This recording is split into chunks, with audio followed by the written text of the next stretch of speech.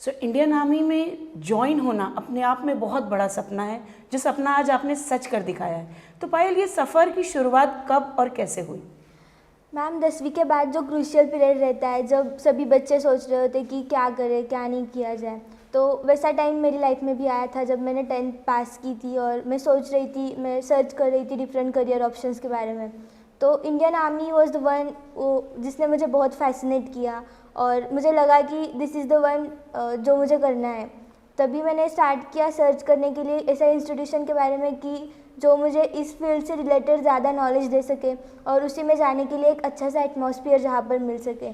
और तभी मेरे एक दोस्त से मुझे पता चला कि भंडारा जैसे एक छोटे से कस्बे में वहाँ पर एक डिफेंस सर्विसेज जूनियर कॉलेज करके एक इंस्टीट्यूशन है जो इस तरह की कोचिंग प्रोवाइड कर रहा है। That time I decided to join defence services junior college और वहीं से बस मैंने थोड़ा प्रैक्टिस किया, टीचर्स ने हेल्प की और थ्रू आउट द प्रोसेस गई और आज मैं रिकमेंड हो गई हूँ NDA 153 के लिए। तो it's very proud moment for all of us ma'am.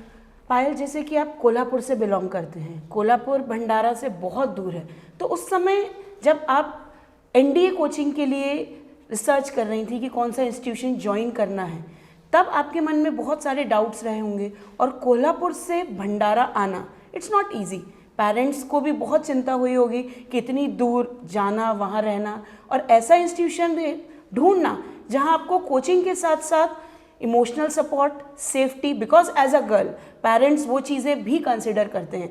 तो जब आप भंडारा आए और डिफेंस सर्विसेज जूनियर कॉलेज आपने देखा, तो फर्स्ट थॉट आपके दिमाग में और आपके पेरेंट्स के दिमाग में क्या आया कि इतनी दूर से आप यहाँ आए और आपने ये सारी चीज़ें चेकआउट की, तो what was the first impression? Ma'am जैसा कि आपने बोला कि एक गर्ल होकर डिफेंस फील्ड में जाना बहुत बड़ी चीज़ होती है, लाइक आपको फैमिली सपोर्ट भी बहुत ज़्यादा मैटर करता है और what your parents support, how they support you, it really matters a lot. तो पहले तो मैं 10वीं तक नवोदया में थी, तो नवोदया छोड़ना इटसेल्फ बहुत बड़ी चीज़ थी। और उस टाइम पे मेरे पेरेंट्स ही थे जिन्होंने मुझे सपोर्ट किया और उन्होंने मुझे मोटिवेट किया कि go with what ever you want, do what ever you want and just make us proud. तो वो मोमेंट थी कि पेरेंटल सपोर्ट बहुत ज़्यादा मैटर करता है, how parents support you and all. So मैं यही कहना चाहूँगी पूरे पेरेंट्स से कि support your child and do whatever they want, and specially the girl child because they need more support than the boys. Okay, जब आपने defence services junior college join किया तो वो जर्नी कैसे स्टार्ट हुई? Initial phase में आपको यहाँ सेटल होना, यहाँ के माहौल को एक्सेप्ट करना, तो did you face any problems in the beginning phase, शुरुआत में? प्रॉब्लम्स तो नहीं हुई, वैसे मैं 6 से हॉस्टल लाइफ पे सेटल हो गई हूँ, तो मुझे ऐसे बाहर की चीज़ों में अडाप्ट करना वैसे इजी था। तो यहाँ पर आने के बाद इतने कुछ प्रॉब्लम्स नहीं हुए, लेकिन वो होता है ना कि कोल्हापुर और भंडारा एक ह्यूज डिस्टेंस है और आते आते हर गांव में कल्चर चेंज होता जाता है, लैंग्वेज चेंज हो जाती है, तो वो थोड़ी बहुत चीज़ें थी जहाँ पर मुझे एडजस्ट करना पड़ा and I did it gradually ma'am. Okay, जैसे पूरे महाराष्ट्र से सिर्फ 2 ही गर्ल स्टूडेंट जो NDA के लिए रिकमेंड हुई हैं और तेजस्विनी पजई जो आपकी बैचमेट भी है और आपकी बेस्ट फ्रेंड भी है, अभी 15 दिन पहले उसका रिकमेंडेशन हुआ है and now it's you. It's a big achievement for defence services junior college कि पूरे महाराष्ट्र से अगर 2 लड़कियां सिलेक्ट हुई हैं और दोनों ही सिर्फ डिफेंस सर्विसेज जूनियर कॉलेज ने ही दी हैं, तो अब आपका क्या एक्सपीरियंस रहा कि तेजस्विनी के बाद जब आपका नाम आने में अभी टाइम लगा, तो व्हाट वाज दैट फेज कि आप 15 दिन जब आप SSB के लिए प्रिपेयर कर रहे थे, तो वर यू नर्वस या वर यू श्योर कि नहीं मैं करके ही दिखाऊंगी? पहले तो हम दोनों बहुत अच्छे दोस्त थे और प्रैक्टिस भी एक साथ किया करते थे, रिटर्न की तैयारी भी हमने एक साथ की थी। जब हमारा रिटर्न निकला था तो वी वर वेरी श्योर कि हम ये कर लेंगे, हमें रिकमेंड होना ही है। तो जब हमारा SSB था तो हमें लगा था कि हमारा एक दिन पर होगा, बट कुछ टेक्निकल इश्यूज़ की वजह से हमारा अलग अलग डेज पर इंटरव्यू आ गया था। तो मैं पहले इंटरव्यू में स्क्रीन आउट हो गई, लेकिन I was very happy that she got recommended medically fit and then got her joining letter. Recently she joined NDA and it was very much proud moment for me and for whole DSA of course. Then उसके बाद जब मेरा interview था तो वो जाते वक्त मुझे बहुत मोटिवेट कर गई थी कि Payal this time you will do, हम दोनों साथ में रहेंगे। और मैं फील कर रही हूँ आपकी आंखों में जो वो चमक और एक आंसू आ रहे हैं, वो जो मिक्स्ड इमोशंस है ना, I can feel that. Okay, लेकिन उसने बोला था कि अगर कुछ नहीं, हम बैचमेट्स नहीं हो सके तो क्या होगा, जूनियर सीनियर कर रहेंगे। दैट वाज द थिंग कि बियॉन्ड फ्रेंडशिप जो एक दूसरे को सपोर्ट किया जाता है वो डीएसए में होता है। सो पायल, स्टार्ट करते हैं आपकी एनडीए रिटन एग्ज़ाम की प्रिपरेशन की जर्नी से। जब आपने 11th में यहाँ एडमिशन लिया, एनडीए एग्ज़ाम की प्रिपरेशन के लिए हमें बहुत सारे सब्जेक्ट पढ़ने पड़ते हैं। आपको हिस्ट्री भी पढ़ना है, आपको ज्योग्राफी भी पढ़ना है, सबसे डिफ़िकल्ट मैथ्स पढ़ना है, और मैथ्स के बाद जो नेक्स्ट इम्पॉर्टेंट सब्जेक्ट गैट के लिए है वो है इंग्लिश। और आपको जो इंग्लिश एनडीए के लिए प्रिपेयर करना है वो इंग्लिश आपने अभी तक स्टेट बोर्ड लेवल पे तो नहीं पढ़ा।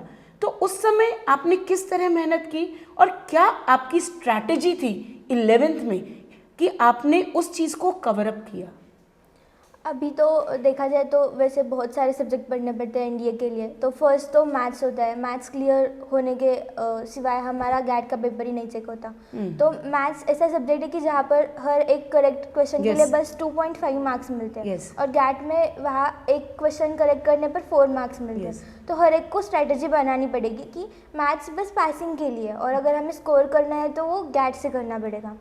तो पहले से मेरा ये क्लियर था कि ऐसा सीन होने वाला है। तो 11th में तो देखा जाए तो अगर मैं प्रॉपरली एनडीए के बारे में बोलूँ तो 11th is more important than 12th। सो पायल, जैसे कि 11th के सिलेबस को या 11th ईयर को कई बार स्टूडेंट्स फन ईयर या रेस्ट ईयर करके लेते हैं, आपने 11th में क्या प्रिपरेशन की कि आपने 11th के सिलेबस को कैसे हैंडल किया? 11th में जैसा कि आपने कहा कि बहुत सारे स्टूडेंट्स उसको रेस्ट ईयर करके लेते हैं, तो वो एक गलत बात है, क्योंकि 11th का सिलेबस बहुत ज़्यादा इम्पॉर्टेंट होता है कंपेयर टू 12th का सिलेबस। कि 11th के सिलेबस के बेसिस पर भी कोई स्टूडेंट अपना एनडीए रिटर्न निकाल सकता है। और जैसे कि आपने किया है, this is also a big achievement for us कि पायल जो 11th स्टैंडर्ड में ही डिफेंस सर्विसेज जूनियर कॉलेज से एनडीए अटेम्प्ट फर्स्ट टाइम में ही क्लियर कर चुकी थी, जो बहुत सारे बच्चे ट्रायल करके देते ही नहीं हैं। तो you have experience that even, और उसी पे ही पालंदुरकर सर ने आपको वंडर गर्ल करके टैगलाइन दी थी, and you have proven yourself and you have fulfilled his dream even of becoming a wonder girl. तो उस समय आपको जब ये था कि मुझे 11th का सिलेबस पढ़ना है, तो क्या आपने सोचा था कि आप 11th का सिलेबस पढ़कर भी एनडीए एग्ज़ाम क्लियर कर सकती हैं? At the back of the mind ऐसा चल रहा था कि शायद, जैसा मैंने सिलेबस एनालाइज किया था मैथ्स का, तो लगा था कि जैसे क्वेश्चंस का पैटर्न भी देखा था मैंने, तो कि कुछ टॉपिक्स को अगर अच्छे से प्रिपेयर किया जाए तो इतना तो स्कोर बन सकता है कि हम पासिंग मार्क्स तक रीच कर सकें। तो बस मैंने कुछ जो मेरे स्ट्रॉन्ग पॉइंट्स थे, पूरे तो चैप्टर्स तब तक मुझे नहीं आते, तो जितना आता था उसको मैंने स्ट्रॉन्ग किया, उसके बहुत सारे क्वेश्चंस ट्राई किए, प्रीवियस ईयर क्वेश्चंस देखे। और जैसे हमारी इधर टीचर्स है, मैथ्स के फैकल्टी है, आरटी मैम है, एंड सर है, उन्होंने भी बहुत ज़्यादा हेल्प की। एसएम सर है, उन्होंने बहुत सारे क्वेश्चंस वगैरह दिए, सॉल्व करवाया हमसे, तो वो भी बहुत हेल्पफुल रहा है। जो टेस्ट सीरीज़ हुई थी वो भी बहुत हेल्पफुल थी। जैसे मैं अपने ऑडियंस को बताना चाहूँगी, जो स्टूडेंट्स एनडीए के लिए प्रिपेयर कर रहे हैं, ये बहुत बड़ा मिथ है कि 12th पूरा पढ़ के ही आप एनडीए क्लियर कर सकते हो। ऐसा नहीं है बेटा। अगर कोई भी स्टूडेंट एनडीए एस्पिरेंट है या एनडीए के लिए प्रिपेयर कर रहा है, तो वो 11th में भी एनडीए क्लियर कर सकता है, एनडीए रिटन एग्ज़ाम क्रैक कर सकता है। उसका लाइव एग्जाम्पल पायल गडेकर है। पायल ने 11th स्टैंडर्ड में ही फर्स्ट अटेम्प्ट में ही एनडीए रिटन एग्ज़ाम क्रैक किया था। बस उसके लिए ज़रूरत है तो प्रॉपर प्लानिंग, प्रॉपर स्ट्रैटेजी की कि कौन से चैप्टर्स पर आपकी कितने स्कोरिंग बनती है। आप उसके अकॉर्डिंग भी अपना एनडीए अटेम्प्ट फर्स्ट अटेम्प्ट में ही क्रैक कर सकते हो, जो अदर कोचिंग्स में एज अ ट्रायल स्टूडेंट्स को देने ही नहीं दिया जाता। बट हमारे यहाँ ये बहुत बड़ी बात है कि हम स्टूडेंट्स को इतना मोटिवेट करते हैं, इतना इनकरेज करते हैं कि स्टूडेंट्स फर्स्ट अटेम्प्ट में ही एनडीए अटेम्प्ट क्रैक कर सकते हैं। So this is my message जितने भी एनडीए एस्पिरेंट हैं कि बेटा फर्स्ट अटेम्प्ट भी ब्लैंक मत जाने दो, उसको एज अ ट्रायल अपने लिए चैलेंज लो कि आप उसको भी क्रैक कर सकते हो। सो पायल, अगर मैं बात करूँ एनडीए एग्ज़ाम में सबसे डिफ़िकल्ट कोई सब्जेक्ट है हर वो मैथ्स। मैथ्स को लेके बच्चों में बहुत फोबिया है कि एनडीए का मैथ्स करना आसान नहीं है। बट जैसा आपने बताया और जैसा हम सबको पता है कि आपने 11th स्टैंडर्ड में ही मैथ्स की इतनी अच्छी स्ट्रैटेजी वाइज प्रिपरेशन की थी कि आपने 11th में ही एनडीए अटेम्प्ट क्लियर किया था। तो अब डिफेंस सर्विसेज जूनियर कॉलेज में मैथ्स की प्रिपरेशन के बारे में आपका क्या कहना है? जैसा कि मैथ्स के लिए डिफेंस सर्विसेज जूनियर कॉलेज ने बहुत अच्छी फैकल्टी प्रोवाइड की थी। रूपाली थोटे मैम थी, देशमुख सर थे, मोहल्ले सर थे और खान सर भी थे। तो उनमें से कुछ टीचर्स थे जिन्होंने डीपली कंसेप्ट क्लियर करवाए थे और कुछ टीचर्स ने अच्छे अच्छे शॉर्ट ट्रिक्स एंड टिप्स बताई थी, जिससे क्वेश्चंस बहुत इजीली सॉल्व हो रहे थे। और उन्होंने बस ऐसे टॉपिक्स को टारगेट किया था 11th में कि जो हम उस लेवल पर समझ सके और उससे क्वेश्चंस भी आ सके। तो ये बहुत अच्छी चीज़ थी कि उसकी हेल्प की वजह से, और मैंने और कुछ क्वेश्चन सॉल्व किए थे, उनसे डाउट सॉल्व करवाए थे। तो ये सब चीज़ें थी जिसकी वजह से मैं वो क्लियर कर पाई थी 11th में। अब 11th का तो आपने क्लियर किया, लेकिन जब आप 12th में आए, 12th में बहुत प्रेशर रहता है, क्योंकि सिर्फ आपका एनडीए एग्ज़ाम नहीं देना है, आपको स्टेट बोर्ड्स के लिए प्रिपेयर करना है, and you have to prepare for CET, you have to prepare for JW. और मैं अपने ऑडियंस को बताना चाहूँगी, पायल गढ़कर ने जेडब्ल्यू मेंस के साथ साथ जेडब्ल्यू एडवांस भी क्लियर किया है। तो ये आसान बात नहीं है कि इतने कम टाइम में इतनी सारी चीज़ों की एक साथ तैयारी करना, और ये पॉसिबल सिर्फ और सिर्फ तब होता है जब आपका इंस्टीट्यूशन आपको ऐसी टीचर्स, ऐसी फैकल्टी और आपको ऐसा एनवायरनमेंट दे ताकि बच्चा हर चीज़ अच्छे से कर सके। और डिफेंस सर्विसेज जूनियर कॉलेज इस तरह का एनवायरनमेंट, इस तरह का स्टडी मटेरियल और इस तरह की प्रिपरेशन अपने स्टूडेंट्स को प्रोवाइड करता है कि स्टूडेंट हर एक कॉम्पिटिटिव एग्जाम के लिए अपने आप को प्रिपेयर करता है। तो पायल, जब आप 12th में गए, 12th में आपके ऊपर प्रेशर था हर एक एग्ज़ाम के लिए प्रिपेयर करना, उस समय आपने कैसे तैयारी की? पहले तो सितंबर अटेम्प्ट में मेरा रिटर्न फिर से मतलब सेकेंड टाइम रिटर्न क्लियर हो गया था, तो उसका एसएसबी प्रिपरेशन की एक जिम्मेदारी थी। Yes. उसके बाद बोर्ड्स आ रहे थे। Yes. बोर्ड्स के बाद सीईटी एग्ज़ाम थी, जेईई Yes. मेंस आ रहा था, एडवांस था, तो बहुत सारी चीज़ें थी जो एक साथ आ रही थी। Yes. लेकिन मेरा क्लियर था कि मेरा एनडीए का तो हो गया था, रिटर्न की तैयारी पूरी हो गई थी, तो उसका कोई टेंशन नहीं था। फिर बचा था एसएसबी के लिए तो हाँ, क्रिश सर थे और हमारा अच्छा सा ग्रुप बन गया था, ग्रुप बॉन्डिंग थी। Yes. तो जिन्होंने रिटर्न क्लियर करवाए थे, कुछ लोगों के टीएस एंट्री के Yes. इंटरव्यूज आ रहे थे, तो हम सब ने बहुत अच्छे से एक साथ प्रिपेयर किया था, तो एसएसबी का भी उतना कोई टेंशन नहीं था। तो बाद में बोर्ड एग्जाम्स थे, तो आई वाज लाइक कि मैंने एसएसबी में बहुत टाइम गंवाया था और मेरे पास बस 10-12 दिन बचे थे अपने बोर्ड एग्जाम्स के लिए प्रिपेयर करने के लिए। तो उस टाइम पर भी हर टीचर ने पर्सनली अटेंशन दिया था मेरी तरफ। लाइक केमिस्ट्री में एसएनसी मैम थी, चौधरी मैम थी हमारी, उन्होंने बहुत अच्छे से गाइड करवाया, हर एक चैप्टर में मेरे से फिर से रिवाइज़ करवाया था। बाद में फिजिक्स में देखा जाए तो अपने महालकर सर थे और रांगडाले मैम थी, तो उन्होंने भी बहुत हेल्प की थी। एनडीए की फ़िज़िक्स के बारे में बोला जाए तो हमारे रॉय सर थे, उन्होंने बहुत अच्छे से क्वेश्चंस वगैरह सॉल्व करवाए। फिर ऐसे बहुत अच्छी फैकल्टी मिली थी कि जिनके वजह से ये सब हो पाया। और अगर गैट सेक्शन के बारे में बोला जाए तो English is the one of the subject जो हमें स्कोर बनाकर दे सकता है, और मेरिट के लिए देखा जाए तो score is the one, return का स्कोर जो बहुत ज़्यादा मैटर करता है। तो आप नीतू मैम, आपने बहुत अच्छे से इंग्लिश पढ़ाया था। मैं अपने ऑडियंस को बताना चाहूँगी कि गैट में अगर कोई सब्जेक्ट आपको मेरिट स्कोर करा सकता है तो वह है इंग्लिश। इंग्लिश अकेला ही 200 मार्क्स कवर करता है गैट एग्ज़ाम में। तो इंग्लिश के लिए आपकी प्रिपरेशन कैसे रही? जैसे आप शीट्स करवाते थे, क्वेश्चन सॉल्व करवाते थे, तो इंग्लिश के लिए वही है कि जो पुराने क्वेश्चंस उठाओ, उनके ऑप्शन से और क्वेश्चन बनाओ। और जो आपने करवाया था वो वही था जिस वजह से हम अच्छा स्कोर कर पाए, और स्कोर भी बन गया था अच्छा। मैं अपने स्टूडेंट्स को भी बताना चाहूँगी बेटा कि जब आप इंग्लिश की प्रिपरेशन कर रहे हैं, आप कॉन्सेप्चुअली ध्यान दीजिए। आप इंग्लिश में अगर आपने कॉन्सेप्ट की डीप प्रिपरेशन की है, paper setter can play with the words but paper setter can not change the questions. आपने, जैसे मैं अपने स्टूडेंट्स को कराती हूँ, पिछले 15 साल के प्रीवियस ईयर क्वेश्चंस कर लिए तो English paper in the NDA exam, जो मैं हमेशा बोलती हूँ, it will be a piece of cake for you. English exam आप टॉप कर सकते हैं। तो एनडीए की प्रिपरेशन इतनी भी टफ नहीं है जितना बच्चों में उसका फोबिया है। बस ज़रूरत है प्रॉपर प्लानिंग, प्रॉपर स्ट्रैटेजी और टाइम मैनेजमेंट की। सो पायल, जैसा कि आपने बताया, एनडीए रिटन एग्जाम क्लियर करने के लिए मैथ्स पासिंग है पर गैट स्कोरिंग है। और गैट में भी अगर मैं बताऊं तो इंग्लिश सबसे ज़्यादा स्कोरिंग सब्जेक्ट है। It covers 200 marks in the GAT examination. तो इंग्लिश की प्रिपरेशन के लिए आपको कैसे यहाँ पे स्ट्रैटेजी वाइज प्रिपेयर किया गया? इंग्लिश के बारे में बोला जाए तो जैसे कि डिफेंस सर्विस जूनियर कॉलेज में हमारी नीतू मैम, आप one of the best teacher यहाँ पर प्रेजेंट है, तो आपने जैसे करवाया था वो बहुत मतलब फ़ायदेमंद रहा। मैंने जब एग्ज़ाम में क्वेश्चन सॉल्व करी तो लग रहा था कि मैंने पहले भी इस टाइप के क्वेश्चन सॉल्व किए हैं, और कहीं ना कहीं ऑप्शंस में क्वेश्चंस के ऑप्शंस देख रही थी तो लग रहा था कि ये तो मुझे पता है, ये तो मुझे पता है। तो वो वाला था कि आपने जो करवाया था वो बहुत बहुत इफ़ेक्टिव था और फ़ायदेमंद रहा।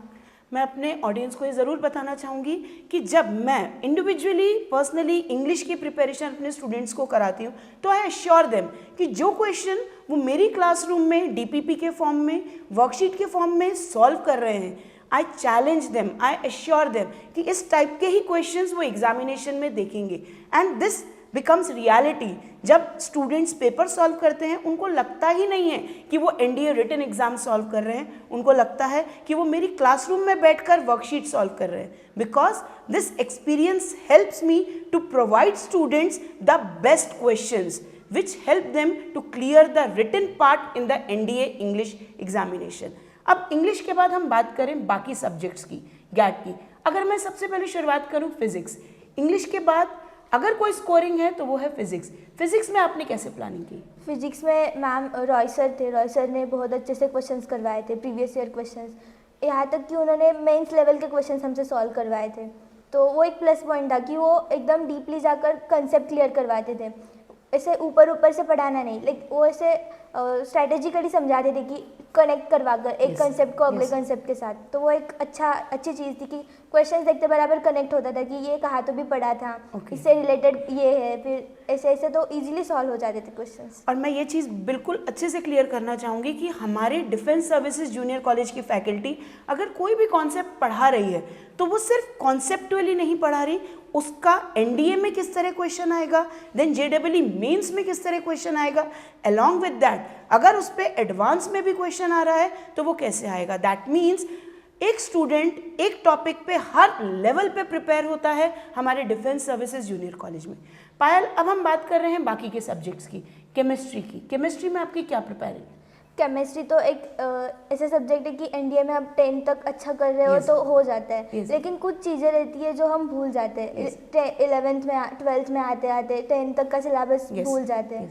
तो हमें ज़रूरत पड़ती है कि किसी इंसान की जो हमें बहुत सारा रिवाइज करवा दे और उन चीज़ों को फिर से याद दिला दे। तो सुचित्रा मैम थी, चौधरी मैम, तो उन्होंने बहुत अच्छे से रिवाइज करवाया, हर कॉन्सेप्ट को फिर से बताया, क्वेश्चन सॉल्व करवाया, तो वो भी बहुत फ़ायदेमंद रहा मैम। ओके, अब हिस्ट्री, सिविक्स, पॉलिटी, इकोनॉमिक्स, ये ऐसे सब्जेक्ट हैं जो एनडीए के अलावा 11th-12th में स्टूडेंट्स पढ़ते ही नहीं हैं। ये सब्जेक्ट सिर्फ यूपीएससी लेवल में ही पूछे जाते हैं। और हम सबको पता है कि 9th-10th में भी जब बच्चे हिस्ट्री पढ़ते हैं तो वो रटते हैं, बट यूपीएससी लेवल में जब आप हिस्ट्री, ज्योग्राफी, इकोनॉमिक्स, इन पे क्वेश्चंस प्रिपेयर कर रहे हो तो रटना नहीं है, कॉन्सेप्चुअली रिमाइंड होना। तो उसके लिए आपकी प्रिपरेशन यहाँ किसने और कैसे करवाई? अगर खुद से मैम ये टॉपिक्स पढ़े जाए तो इतने वास्ट है कि वो कभी हो ही नहीं सकते। तो यहाँ पर गणेश सर थे, तो उन्होंने हर एक चीज़ को ऐसे स्टोरी के फॉर्म में बताया कि वो ऐसे याद रहती गई और क्वेश्चंस बनाना भी इजी होता गया फिर मैम। ओके, और करंट अफेयर्स और जीएस सब्जेक्ट आपको किसने प्रिपेयर कराया? मैम क्रिस सर थे, उन्होंने करंट अफेयर्स करवाए थे और वो जिस तरह से करंट अफेयर्स करवाते थे याद रहते थे। फिर ज्योग्राफी भी उन्होंने पढ़ाया, डायग्राम्स बना कर और चीज़ें कनेक्ट करवा कर, और कुछ निमोनिक्स बनवाए थे। तो वो बहुत आसान था कि मेमोराइज करना, वो कंसेप्चुअली थी चीज़ों को। बहुत सारे कोचिंग्स में सिर्फ लिमिटेड सब्जेक्ट्स पढ़ाए जाते हैं, but defence services junior college में सारे सब्जेक्ट्स को एक साथ कवर किया जाता है। जैसे मैं बताना चाहूँगी अपने ऑडियंस को कि बायोलॉजी ऐसा सब्जेक्ट है जो बहुत सारे एनडीए कोचिंग में पढ़ाया ही नहीं जाता। तो Payal, I ask you one question, क्या यहाँ पर आपको बायोलॉजी सब्जेक्ट पढ़ाया गया? हाँ मैम, बिल्कुल पढ़ाया गया था। तो हमें यहाँ पर सारे सब्जेक्ट पढ़ाए गए थे, जैसे कि बायोलॉजी भी पढ़ाया गया था। बिजल मैम थी, तो उन्होंने जो इम्पोर्टेंट टॉपिक्स है कि उन्होंने सिलेबस एनालाइज किया और देखा कि कौन से टॉपिक्स पर ज़्यादा क्वेश्चंस आते हैं, बस वही टॉपिक हमें पढ़वाए थे मैम। ओके, तो रिटन एग्जाम की प्रिपरेशन आपने बिल्कुल स्ट्रैटेजी वाइज, आपके टीचर्स ने आप पे बहुत मेहनत की, और सिर्फ आप पर ही नहीं, डिफेंस सर्विसेज जूनियर कॉलेज में टीचर्स हर एक स्टूडेंट पे पर्सनल अटेंशन देती हैं। तो जब इतने सारे सब्जेक्ट्स आप पढ़ रहे हो, ऑब्वियस सी बात है डाउट्स तो आएंगे ही। क्या आपके कॉलेज में, डिफेंस सर्विसेज जूनियर कॉलेज में, डाउट सेशंस के लिए कुछ अरेंजमेंट है? हाँ मैम, डाउट सेशंस होते थे।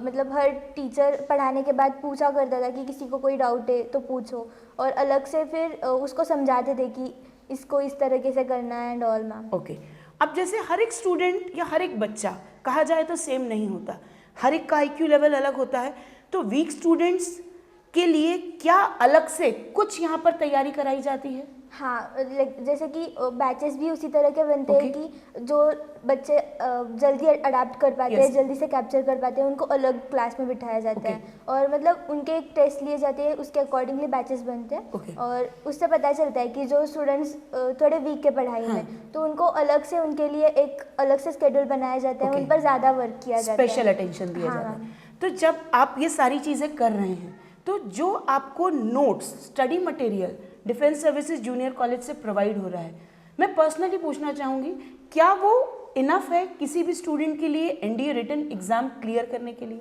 हाँ, अगर मैं खुद के बारे में बताऊँ तो वो बहुत इनफ से भी ज़्यादा है, मतलब मोर देन इनफ है। अगर उसके थ्रू अच्छे से जाया जाए तो इनफ है मैम। ओके, सो पायल, अभी तक बात की हमने कि आपने सब्जेक्ट वाइज कैसे प्रिपरेशन की।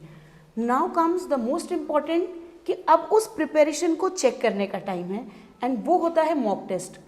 क्या आपको मॉक टेस्ट ने हेल्प की अपने सिलेबस को एनालाइज करने की कि आपकी प्रिपरेशन किस लेवल पे गई है? हाँ मैम, बिल्कुल। मॉक टेस्ट तो बहुत हेल्प करती है कि हमें टाइम मैनेज कैसे करना है, कौन से क्वेश्चंस को प्रायोरिटी देनी है और कैसे स्ट्रैटेजी बनानी है, उसके लिए बहुत हेल्पफुल रहते हैं मॉक टेस्ट। और जो वीकली टेस्ट रहते हैं वो भी बहुत ज़्यादा मैटर करते हैं मैम। क्या डिफेंस सर्विसेज कॉलेज में पीरियोडिकल टेस्ट, वीकली टेस्ट और मॉक टेस्ट पे एम्फेसिस दिया जाता है? हाँ बिल्कुल मैम, हमारा हर हफ्ते टेस्ट होते हैं, जो टॉपिक्स हो गए हफ्ते भर में उसके ऊपर टेस्ट होती है और तुरंत ही रिजल्ट लग जाता है। इसके अकॉर्डिंगली हम देख सकते हैं कि हम कहाँ पर लैग हुए और कौन से स्ट्रॉन्ग पार्ट है और कौन से वीक पॉइंट्स है जहाँ पर हमें वर्क करना चाहिए। ओके, और क्या मॉक टेस्ट और टाइम मैनेजमेंट आपको हेल्प करता है अपनी लैकुनास पहचानने में? हाँ मैम, बिल्कुल करता है। तो पायल, जब आपने एसएसबी अटेम्प्ट किया और फर्स्ट टाइम में आप स्क्रीन आउट हुए और पालंदरकर सर आपको वंडर गर्ल की टैगलाइन ट्रॉफी पहले ही दे चुके थे, उस समय आपका क्या मेंटल स्टेटस था कि इतनी बड़ी वंडर गर्ल का स्टेटमेंट मिलना और स्क्रीन आउट हो जाना? तो वर यू सम कंफ्यूज, सम लो, और what was your mental condition at that time? Ma'am, ये तो नेचुरल है कि कोई भी होगा तो इस टाइम पर थोड़ा लो फील करेगा, डिमोटिवेटेड होगा। तो मैं भी थी थोड़ी डिमोटिवेटेड। फिर प्रसन्ना सर थे, उन्होंने बहुत मोटिवेट किया और भी सभी टीचर्स थे, हर पॉइंट पर मुझे बता रहे थे कि you can do it and all. तो साथ ही साथ मेरे पेरेंट्स भी थे, तो वो उनका जो मेरे पे भरोसा था ना, उसने मुझे आगे बढ़ने के लिए हेल्प की थी। और मेरे जैसे बहुत लड़कियां होगी कि जिनके लाइफ में ऐसा होता होगा कि कभी ना कभी उनको बहुत डिमोटिवेटेड फील होता होगा, लेकिन I would like to say कि it's up to you how you take your failure. और अगर फेलियर को आप as a stepping stone to success ले रहे हो तो वो कभी ना कभी आपको बहुत ज़्यादा पेशेंस सिखाएगा और स्ट्रेंथ भी देगा। तो मैं ये सबको बताना चाहूँगी कि फेलियर कोई फोबिया नहीं है, failure must be the option to succeed. Failure के बिना आप सक्सेस की इम्पोर्टेंस को पहचान ही नहीं सकते। तो जो भी स्टूडेंट्स जिस भी एग्ज़ाम के लिए प्रिपेयर कर रहे हैं, बेटा फेलियर से डरना नहीं है, फेलियर ही आपको स्ट्रॉन्गेस्ट बनाता है उस सक्सेस को पाने के लिए। तो फेलियर आएगा ही, लेकिन उससे डरना नहीं है। मैं अपने स्टूडेंट्स जो भी हमें देख रहे हैं, मैं उनको एक चीज़ और क्लियर करना चाहूँगी। बहुत सारे स्टूडेंट्स जो 12th प्रिपेयर कर रहे हैं, उनमें एक बहुत मिसकंसेप्ट है कि अगर आप किसी भी कॉम्पिटिटिव एग्जाम के लिए प्रिपेयर कर रहे हो तो बोर्ड्स को सीरियस नहीं लेना। ये बहुत फर्म बिलीफ नहीं है, ये रॉन्ग बिलीफ है। द रियलिटी इज़ दिस कि बोर्ड का आपका जो स्कोर है वो आपको जेईई मेंस के स्कोर में हेल्प करेगा। बोर्ड का स्कोर, स्पेशली स्टेट बोर्ड का स्कोर, आपको एनडीए की टीईएस एंट्री के लिए, जो टेक्निकल एंट्री बीटेक के लिए, नेवी के लिए होती है, उसमें हेल्प करता है। तो बेटा बोर्ड्स को इग्नोर नहीं करना है, बोर्ड्स के स्कोर को भी कंसिडर करना है। तो पायल, उस समय जब आपके ऊपर बोर्ड्स का प्रेशर है, आपके ऊपर जेईई मेंस का प्रेशर है, आपको एनडीए रिटन एग्जाम के लिए प्रिपेयर करना है, आपको सीईटी के लिए प्रिपेयर करना है और टाइम कम है, आपने उस समय टाइम मैनेजमेंट कैसा किया और आपको डिफेंस सर्विसेज जूनियर कॉलेज की टीचर्स ने किस तरह सारे एग्जाम्स के लिए प्रिपेयर कराया? मैम, देखा जाए तो सभी एग्जाम्स का सिलेबस सेम ही होता है, बस क्वेश्चंस की लेवल अलग होती है और पैटर्न अलग होता है। तो बस यही था कि मेरे कंसेप्ट्स तो क्लियर थे। 11th में मैंने बहुत अच्छे से ध्यान देकर लेक्चर्स अटेंड किए थे। उसके बाद मतलब कंसेप्ट तो पहले ही क्लियर थे, बस मुझे प्रैक्टिस करने थे क्वेश्चंस और टाइम में कवर करना। उसके बाद बस एक टचअप चाहिए था और एक रिवीजन चाहिए थी। तो रिटर्न के लिए तो मुझे इतनी कुछ दिक्कत नहीं होने वाली थी, मुझे पहले से पता था। तो मुझे बोर्ड्स और अपना MST CET और मेंस के लिए प्रिपेयर करना था। तो उसके लिए अपने फैकल्टी थी, जैसे कि फिजिक्स में महालकर सर थे, रहांगडाले मैम थी, केमिस्ट्री में हेडाव सर थे, चौधरी मैम थी, और मैथ्स में भी अपने छोटे मैम देशमुख सर थे। तो इन सब ने फिर से मुझे पूरा सिलेबस रिवाइज करवाया था, फिर बताया था कि किस टाइप के क्वेश्चंस आते हैं। फिर मैंने टाइम लगाकर क्वेश्चन सॉल्व करना ट्राई किया और हो गया मैम, सब हो गया। ओके, मैं अपने व्यूअर्स को बताना चाहूँगी कि पायल ने JEE मेंस में 91 परसेंटाइल स्कोर किया है, CET में 97.82 परसेंटाइल स्कोर किया है एंड स्टेट बोर्ड में 94% स्कोर किया है। और ये आसान नहीं है, बट ये मुश्किल भी नहीं है। अगर आपने ठान लिया है, प्रॉपर टाइम मैनेजमेंट है और आपका फोकस क्लियर है, anybody can do this, anybody and everybody can do this. तो पायल, अब सारे रिटन एग्जाम्स तो क्लियर हो गए और आपने वो सारे एग्जाम्स टॉप कर लिए।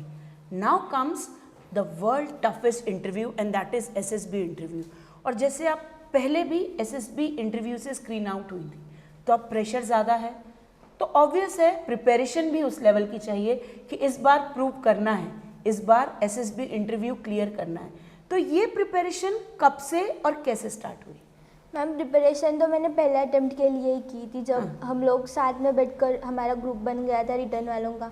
तो हमने तभी से प्रिपरेशन की थी। लेकिन स्क्रीनिंग जो पहली टेस्ट रहती है उसमें थोड़ा बहुत लक फैक्टर भी मैटर करता है। तो जब दूसरी बार मैं इंटरव्यू के लिए गई थी, जब मैं स्क्रीनिंग हो गई तो तब तो बहुत अच्छे से इंटरव्यू स्मूथली गया।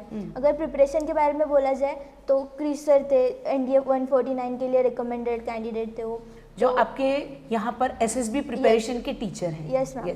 तो उन्होंने बहुत अच्छे से करवाया था, साइक इतनी अच्छे से करवाई थी, हम प्रैक्टिस किया करते थे, सर एनालाइज कर कर बताया करते थे कि कहाँ पर फ्लॉज है और कहाँ पर हमें वर्क ऑन करना चाहिए।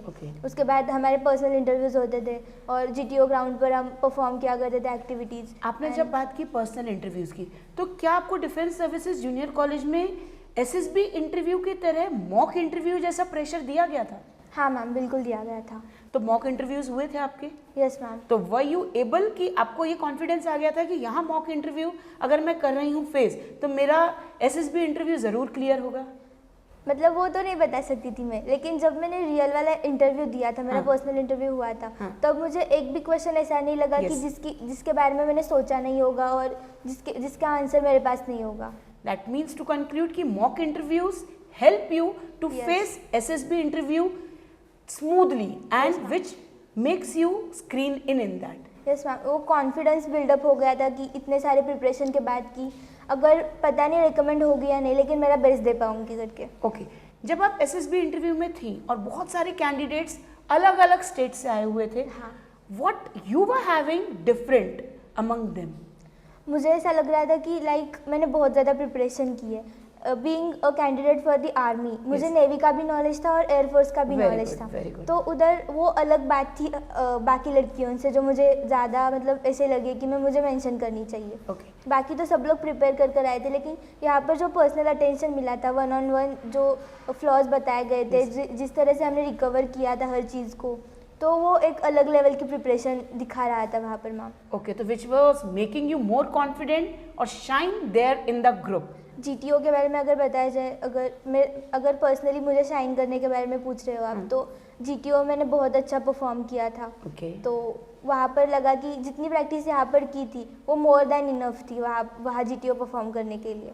मैं अपने ऑडियंस को एक और चीज़ बताना चाहूँगी कि जितनी भी NDA कोचिंग्स हैं ऑल ओवर इंडिया, वो सिर्फ रिटन एग्ज़ाम के लिए प्रिपेयर कराती हैं, लेकिन डिफेंस सर्विसेज जूनियर कॉलेज एकमात्र ऐसा इंस्टीट्यूशन है जहाँ पर in house, I want to repeat, in house SSB preparation की जाती है, जिसका लाइव एग्जाम्पल पायल गडेकर, तेजस्विनी पजई, हर्षवर्धन पवार, ऐसे बहुत सारे स्टूडेंट्स हैं जिन्होंने NDA रिटन एग्जाम की प्रिपरेशन तो की ही की, SSB इंटरव्यू की प्रिपरेशन भी डिफेंस सर्विसेज जूनियर कॉलेज में एक साथ रहकर ही की है, which is an advantage for the students. तो इसके लिए आपकी क्या व्यूज़ हैं कि यहाँ पे जो इन हाउस प्रिपरेशन की जाती है इससे बच्चों का टाइम बचता है और इससे कैसे आप लोगों को एक कॉन्फिडेंस बूस्टअप होता है? कॉन्फिडेंस तो बूस्टअप होता है मैम, लेकिन यहाँ पर जो अलग अलग एक्टिविटीज़ कंडक्ट कराई जाती है, जैसे कॉम्पिटिशन्स होते हैं, स्पोर्ट्स इवेंट्स होते हैं, तो वो भी कहीं ना कहीं अपनी OLQs को बूस्ट करते हैं। Living at the hostel life, अपनी सोशल अडेप्टेबिलिटी बढ़ जाती है। हर एक चीज़ के साथ एडजस्ट करना सीख जाते हैं हम। और फिर स्पोर्ट्स इवेंट्स रहते हैं तो लीडरशिप क्वालिटी शाइन हो जाती है। तो ग्रुप में वर्क करना सीख जाते हैं हम लोग। तो ये सारी चीज़ें जो 2 साल में बहुत अच्छे से बिल्डअप हो जाती है। अगर ऑफिसर लाइक क्वालिटीज़ के बारे में बोला जाए तो वो ऐसी चीज़ है कि जो हम पढ़कर एक कमरे के अंदर रहकर, मतलब घर में रहकर डेवलप नहीं कर सकते। उसके लिए हमें एक एटमॉस्फेयर चाहिए, वैसे लोग चाहिए साइड में, और फ्रेंड्स चाहिए जिनके बीच में रहकर वो क्वालिटीज़ अपने आप डेवलप हो जाती है। 2 साल में यहाँ पर रहकर वो मुझ में कब डेवलप हो गई पता भी नहीं चला। और मैं ही नहीं, मेरे जो और भी दोस्त थे, मेरे बैचमेट्स थे, उनमें भी वो ग्रेजुअली डेवलप हो रही थी और लाइवलीनेस हो गया।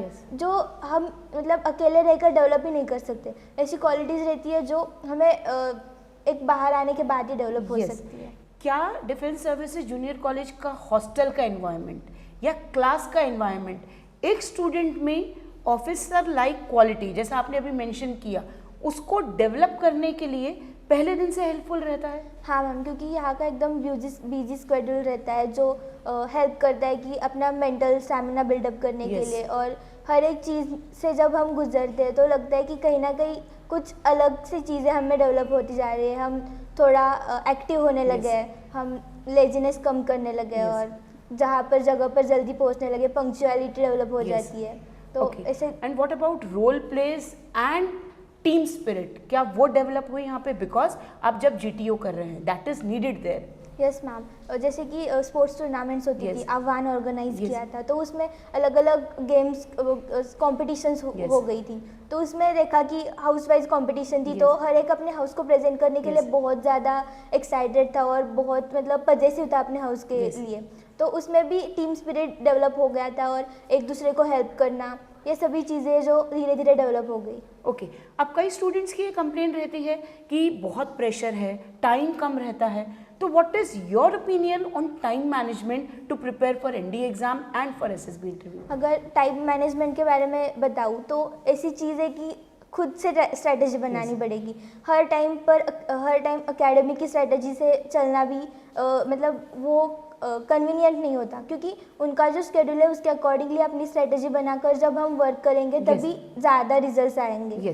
तो हर एक स्टूडेंट रहता है कि कोई इसमें वीक है तो कोई दूसरे में स्ट्रांग है, तो उसने खुद से एनालाइज करना पड़ेगा खुद को, और जो टॉपिक्स में वो स्ट्रांग है उसके ऊपर ज़्यादा फोकस करना है, और जो वीक है उनको भी साथ में लेकर चलना है। ओके, तो पायल, अब आप इंडियन आर्मी ज्वाइन करने जा रही हैं। Such a proud moment for you, your parents and of course everyone in Defence Services Junior College. We are proud of you, my girl. But what message you want to give to your juniors and everyone who is preparing for NDA exam? क्या बताना चाहेंगे आप उनको कि अब आगे क्या? आजकल की जनरेशन देखा जाए तो वो 11 को बहुत इजीली लेती है, एक रेस्ट पीरियड की तरह कंसिडर करती है।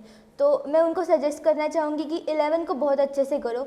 वो बेस होता है कि जहाँ से आप एक स्पीड पकड़ सकते हैं, एक मोमेंटम मिल जाता है अगली चीज़ों को प्रिपेयर करने के लिए। तो 11 को बहुत अच्छे से प्रिपेयर करो, और डिफेंस में आना खुद की इच्छा होती है, और उसके लिए प्रिपेयर करने के लिए मतलब जब तक हमारी खुद की इच्छा नहीं होती हम प्रिपेयर नहीं कर पाएंगे। तो टेक अ स्ट्रॉन्ग विल और प्रिपेयर करते रहो, हो जाएगा आपका भी। And I will be there waiting for you in the academy. Same line has passed to me from Tejaswini. She recently joined NDA, and I am passing on this same line to you. And I hope many of you will be there as my juniors in the academy. Thank you. So मैं आपको ये बताना चाहूँगी कि हमारे यहाँ से defence services junior college से पहले तेजस्विनी पजई ने इंडियन आर्मी ज्वाइन करने के लिए NDA ज्वाइन किया है। Now it's Payal Gadekar who is joining tomorrow Indian army के लिए NDA खड़कवासला ज्वाइन कर रही है वो। तो आपके जैसी बहुत सारी स्टूडेंट्स का इंतज़ार तेजस्विनी और पायल वहाँ कर रही हैं कि आप आएँ और उनको ज्वाइन कीजिए। ये मैं हर एक स्टूडेंट को, जो भी NDA एस्पिरेंट है, मैं आपको ये मैसेज देना चाहूँगी कि हमारे यहाँ से बहुत सारे बच्चे तेजस्विनी और पायल को और हर्षवर्धन को और बहुत सारे स्टूडेंट्स जो हमने पहले भी इंडियन आर्मी के लिए अपने कॉलेज से दिए हैं। बहुत सारे स्टूडेंट्स वेट कर रहे हैं आपका इंडियन आर्मी में, जहां आप जाएं और देश सेवा करें। सो इसलिए make a strong will, focus on your aim कि आपकी एम क्या है, आपको कहाँ जाना है, और हमारे बहुत सारे स्टूडेंट्स आपको वहाँ मिलेंगे एज अ सीनियर्स। तो जितने भी स्टूडेंट्स एनडीए के लिए प्रिपेयर कर रहे हैं, मेरे स्टूडेंट्स आप लोगों का वहाँ इंतज़ार कर रहे हैं ताकि आप वहाँ जाएं और यूनिफॉर्म पहनकर, देश सेवा पहनकर हम सबको प्राउड फील कराएं। Thank you Payal, thanks a lot. Father mister उत्तम गडेकर, नमस्कार सर। नमस्कार। सर मैं आपसे पूछना चाहूँगी कि जब पायल ने 10th एग्ज़ाम पास किया, उसके बाद पायल का करियर की तरफ क्या प्लान था और आपने पायल के लिए क्या सोच के रखा था? नहीं, पायल का तो क्या था, 10th हो गया, उसके बाद उसका दिमाग में तो आर्मी में ओके। कोई अच्छी पोस्ट मिले, हाँ एनडीए जैसा, मतलब वो देख रही थी, मोबाइल पे सर्च कर रही थी, ओके वो हो गया उसका। पर हमारी इच्छा, गांव से हमारी लड़की पढ़ना चाहती है, इतनी मतलब उसके 10th में मार्क भी अच्छे, तो हमारे सबका मन, मतलब फैमिली का पूरा कि वह कलेक्टर बने। ओके फिर सोचा भाई, वो बोलते ठीक है, दोनों भी एक जैसी, पोस्ट एक जैसी है, मुझे उसमें ही जाना है। ओके। सब पढ़ के ठीक है, आप चॉइस अच्छी है, दोनों भी पोस्ट एक ही जैसी है। तो आपने पायल के सपने को सपोर्ट करने हाँ, के सपोर्ट लिए करने के लिए। ओके सर, आप कोल्हापुर से बिलोंग करते हैं और कोल्हापुर से जब आप रिसर्च कर रहे थे कि पायल को जब आर्मी ज्वाइन करना है तो कौन सा इंस्टीट्यूट ज्वाइन करें ताकि उसको अपना सपना पूरा करने के लिए वो प्लेटफॉर्म मिले, तो जब आपने डिफेंस सर्विसेज जूनियर कॉलेज के बारे में सुना, कोल्हापुर से इतनी दूर भंडारा, शाहपुर, जिसका नाम भी बहुत लोगों ने नहीं सुना होगा, इतनी सी छोटी सी जगह में आप जब ये सब चीज़ें सोच रहे थे तो आपके दिमाग में क्या सारी चीज़ें चल रही हैं? वो उसको जो करना था, हम पहले स्टार्ट किया पुणे, ओके मतलब डिस्टेंस नज़दीक है। हाँ। यहाँ तक मतलब मालूम ना था यहाँ तक आने का। हाँ। पुणे में हमें 4 स्टूडेंट में देखा कि किस तरह से मिलता है, तो वहाँ कैसा था, एक जगह पे रहने का, एक जगह पे खाना खाने का, फिर कॉलेज अलग, वो फीस का तकलीफ, वो 3 स्टूडेंट में भरना है पैसा, और आते समय जो रास्ते में डिस्टेंस रहता है उसकी जिम्मेदारी खुद नहीं लेते हो, वो खुद के ऊपर, तुम्हारे बच्चे के ऊपर। इतना पैसे दे के कोई मतलब नहीं ना। फिर ऐसे 2-4 देखा, आपको पसंद नहीं पड़ा, फिर ऐसे मालूम पड़ा भंडारा में एक ऐसी एक जगह है, वहाँ पे कॉल किया, सर से बात की, नरेंद्र पालंदर सर थे, उनसे प्रसन्न सर से बात की, तुम वहाँ पे देख लो, पूरा देख लो सेटअप कैसा, उसके बाद आप इच्छा हुई तो लड़के को आप कॉलेज में ज्वाइन कर सकते हैं, पूरा देख लो कैसा है, आपको माहौल कैसा लगता है। फिर हम यहाँ आए, एक दिन रहे, पूरा जगह, उसी दिन उसको छोड़ दिया, पसंद हो गया। सर जैसे पायल एक सिंगल चाइल्ड है, आपकी इकलौती बेटी है, बच्चियों के जो, देखिए बेटियों के जो पिता होते हैं उनके करियर में उनको सपोर्ट करना है, ये तो उनकी पहली जिम्मेदारी है, लेकिन कहीं ना कहीं दिमाग में, दिल में एक डर रहता है कि बच्ची को ऐसी जगह छोड़े जहाँ उसकी सेफ्टी मैटर करे। तो उस समय जब आप पायल को यहाँ लेके आए और आपने डिफेंस सर्विसेज जूनियर कॉलेज में नरेंद्र पालंदुरकर सर से मिले, प्रसन्ना पालंदुरकर सर से मिले, तो उस समय आपके दिमाग में वो सेफ्टी को लेके कुछ शंका थी? नहीं, थोड़ा बहुत था, लेकिन वो देख लिया, वो लड़के का कैसा है, लड़के कैसे रहते हैं, लड़के कहाँ रहते हैं, लड़के के लिए कितना सेफ्टी है, सिक्योरिटी है, कैमरा है, हर चीज़ में वो रात को कुछ होगा तो खड़े रहते हैं। वो हमको दिखा है सब, तो हमको लगा, जब हम 5 जगह देखे थे पुणे में, तो ऐसा कोई सिस्टम नहीं था वो जहाँ लड़की सेफ रह सकती है। यहाँ आपको सेफ्टी कंट्रोल है, सेफ्टी, सेफ्टी पूर्ण कंट्रोल, 100% आपको सेटिस्फेक्शन मिला। ठीक है सर, अब देखिए जैसे आजकल है, इतनी महंगाई है, बच्चों को पढ़ाना आसान नहीं है। नहीं। ठीक है, जब एनडीए के लिए कोई भी कोचिंग ढूंढ रहा है तो कहीं ना कहीं किसी ना किसी पेरेंट के दिमाग में फीस को लेके भी चिंता आती है, और वो बहुत नेचुरल है। तो जब आपने यहाँ पता किया तो क्या पालंदुरकर सर से आपकी इस बारे में कुछ बात हुई? हाँ, सर से बोला मैं, सर ने बोला ज्वाइन करो देखे, सर ने बोली फीस इतनी है, तो मैं थोड़ा ये हो गया, भाई इतनी फीस तो मैं अभी कर नहीं सकता। सर बोल कितने, हम जितना उतना करो, फीस की आप मत सोचो, लड़की का टैलेंट है कि वो बोले बाबा ये आगे जाए, बाकी का सब मैं देख लूँगा, फीस की मत सोचो, फक्त लड़की को छोड़ के जाओ, आप कपड़ा उसका दे के छोड़ के जाओ, बाकी सब मैं देख लूँगा। तो जो विश्वास पालंदुरकर सर ने पायल में दिखाया पहले ही दिन से, पायल को उन्होंने जो वंडर गर्ल पहले दिन ही बोल दिया था, उनको कुछ तो इसमें दिखा। हाँ, देखा। और उन्होंने उस चीज़ पे आपको भी विश्वास दिखाया कि आप भी अपनी बच्ची पे विश्वास करिए। तो आपको सर के लिए क्या कहना है? सर तो ऐसा है कि बाबा कोई, मतलब उनका दिमाग में रहता है सामने वाला आदमी कैसा है, देखते हैं, पहचानते हैं, और स्टूडेंट कैसा है, सब देख के फिर उसकी कंडीशन देखते हैं, मतलब वो पैसे की कंडीशन कैसी है, हालत कैसी है, पूरा पूछताछ करते हैं, क्या करते हैं, नौकरी है या नहीं, व्यवसाय कुछ भी ऐसा। फिर वो डिपेंड करे वो सामने वाले के बार, हाँ वो पैसे के मतलब हो नहीं सकता ज़्यादा, लेकिन वो सपोर्ट करते हैं, तुम बच्ची को छोड़ो, आगे का हम देख लेंगे। कोई बार बार फ़ोन नहीं करते पैसे के लिए, पैसा नहीं आया, ऐसा कुछ नहीं कहते वो बात में सही है। आप बच्चों को पढ़ाओ, फीस बाद में देखी बाद जाएगी। में देखी पर जाएगी। आप अपने बच्चों का टैलेंट दबाओ मत। हाँ, वो सर क्या कहते हैं, तुम्हारे बच्चे वो मेरी बच्ची जैसी यस है, यस। उनका देश है, वो अपनी कॉलेज से कोई अच्छा हो रहा है, अपनी ही बच्ची हो रही है, पैसे का कोई मतलब अहमियत नहीं उनका पैसे का, लेकिन बच्चा होना चाहिए। सर जब आप पायल से मिलने आते थे, 2 साल में आप बहुत मिलने बार आए, बहुत बार तो उस समय आपको यहाँ कैसा लगा? अच्छा लगा। कहीं अड़चन हो गई तो रास्ते में बस बंद पड़ गई तो प्रसन्ना सर ने गाड़ी भेज दी, एक फ़ोन पे गाड़ी भेज दी, पूरा 2 गाड़ी भेज दिया। ओके, कितने 18-20 लोग थे उसमें, Okay. सबका बैग उठाने के लिए खुद गाड़ी चला के आए, वो हमें याद है। तो प्रसन्ना सर खुद गाड़ी लेके आए। वो चीज़ कि आपको यहाँ सिर्फ आपको पर्सनल अटेंशन मिला कि सबको ही नहीं, मिलता? सबको, जो मेरे साथ में पेरेंट्स आते हैं 10, 12, 15, वो सबके लिए, ऐसा कुछ नहीं, मैं कोई स्पेशल नहीं हूँ। हाँ सबके लड़के पढ़ते हैं, हाँ। मेरी भी पढ़ती है, सबके लिए ऐसा, सबके मन में ऐसा कोई नहीं। हमारे कोल्हापुर से तो पूरा मतलब भंडारा का जो है डिस्पेंसरी एक नंबर है। ऑल इंडिया में हम हर एक जगह देखा, थाना देखा, सब जगह देखा, पर हमारे वहाँ कोल्हापुर में भी देखा, ऐसा कोई नहीं चीज़ जहाँ पानी नहीं पूछते। ओके सर, मैं जब खुद आप बोल यहाँ रहा हूँ। आते थे मिलने, तो क्या सर प्रसन्ना सर, पालंदुरकर सर आपसे आपके कुछ भी ऐसे तकलीफ रहती थी या आपको डाउट रहता था, आप इतनी दूर से आ रहे हैं, क्या आपसे उनकी बातचीत होती थी इस हाँ बारे में? होती थी, कोई प्रॉब्लम है पहले पूछते थे, पहले खाना खाओ फिर बाद में बताओ, कुछ प्रॉब्लम है तो बोल दीजिए।